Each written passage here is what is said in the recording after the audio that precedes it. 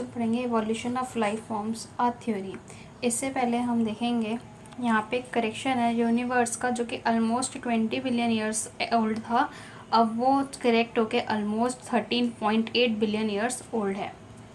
तो इसमें हम देखेंगे इसमें क्या है, थ्योरी ऑफ स्पेशल क्रिएशन। इसके 3 कोनोटेशंस हैं, मतलब 3 मीनिंग है। पहला, जो भी हम ऑर्गेनिज्म आज के टाइम देख रहे हैं वो ऐसे के ऐसे क्रिएट हुए हैं। दूसरा जो है कि जो डाइवर्सिटी है वो हमेशा सेम है सिंस क्रिएशन, जब बनी थी और ऐसी फ्यूचर में रहेगी। अर्थ जो कि 4000 साल पुराना है। ये सारे चैलेंजेस, ये सारे आइडियाज़ स्ट्रांगली चैलेंज हुए थे during 19th century. Charles Darwin जब अपना सी वोवेज मतलब जब घूम रहे थे, राउंड वर्ल्ड का टूर कर रहे थे HMS बीगल पे, तो उन्होंने ये देखा, तो ये कुछ कई चीज़ें देखी, तो उन्होंने ये कंक्लूड करा कि जो एग्जिस्टिंग लिविंग फॉर्म्स हैं वो कुछ सिमिलैरिटीज़ को शेयर कर रहे हैं टू वेरिंग डिग्रीज, ना कि अपने साथ पर दूसरी लाइफ फॉर्म के साथ जो कि एग्जिस्ट कर रही थी कई मिलियन ईयर्स एगो।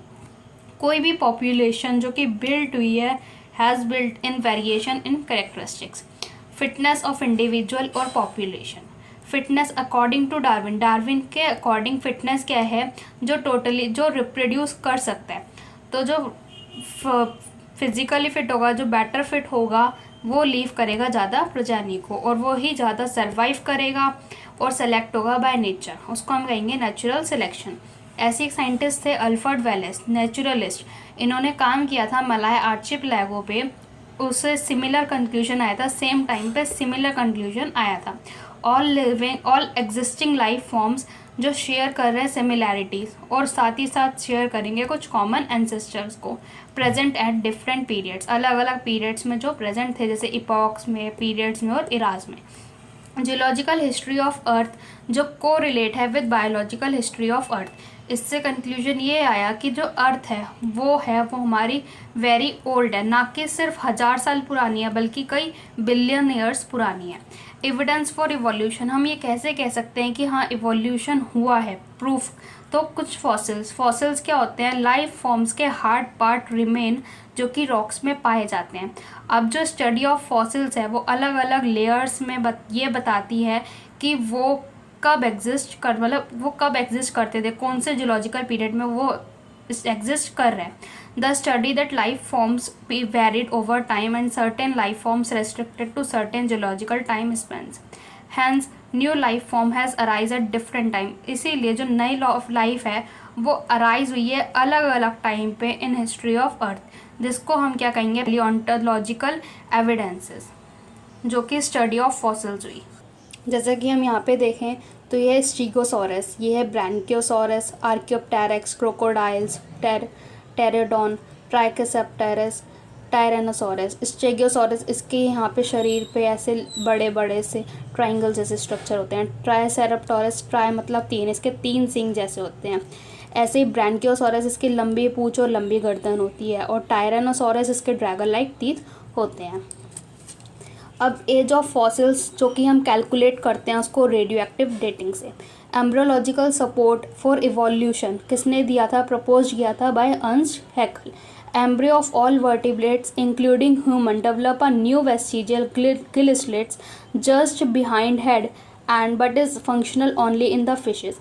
जो एम्ब्रियो थे हर एक वर्टिब्रेट्स के, वो इंक्लूडिंग ह्यूमंस, वो डेवलप कर रहे थे एक row of vestigial gill slits head के बिहाइंड, जो कि फंक्शनल था सिर्फ और सिर्फ मछलियों में, और ना कि किसी अडल्ट वर्टिब्रे में पाया जा रहा था। तो ये डिसअप्रूव्ड कर दिया गया था by Karl Ernst von Baer द्वारा। Embryo never pass through adult stage of other animal.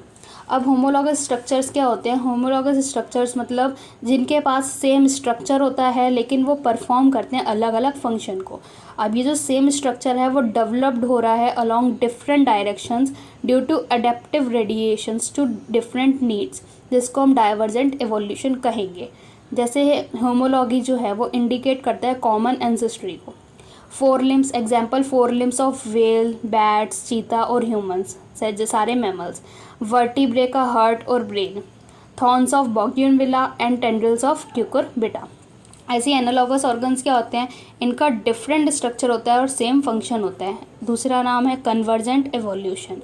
Example है wings of butterfly and bird, I of octopus and mammals, flippers of penguin and dolphin, sweet potato जो कि root की modification है और potato जो कि stem की modification है। ऐसी similarities in proteins and gene performing a given function among diverse organism clues to common ancestry.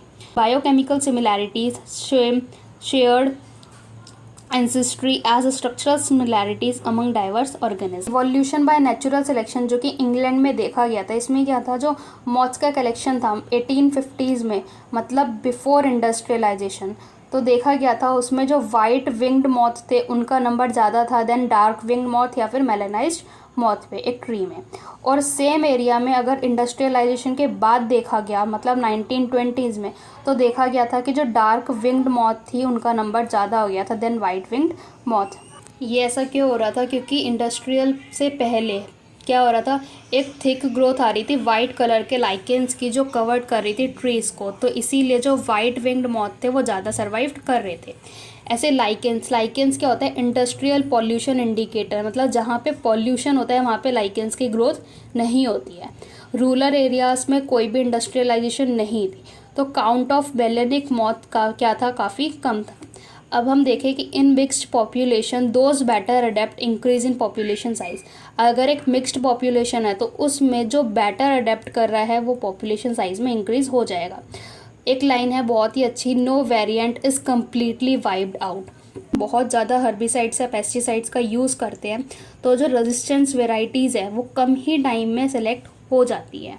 और साथ ही ये उन माइक्रोब्स के लिए भी सही है जिसके अगेंस्ट में हमने किसी एंटीबायोटिक या ड्रग को एम्प्लॉय करा है अगेंस्ट यूकैरियोटिक सेल या ऑर्गेनिज्म, तो उससे जो रेजिस्टेंस ऑर्गेनिज्म होगा वो अपीयर कर जाएगा टाइम स्केल में, मंथ्स में और ईयर्स में, बल्कि सेंचुरीज नहीं लगाएगा। जैसे कि एग्जांपल है हमारा इवोल्यूशन बाय एंथ्रोपोजेनिक एक्शन। ये क्या करता है?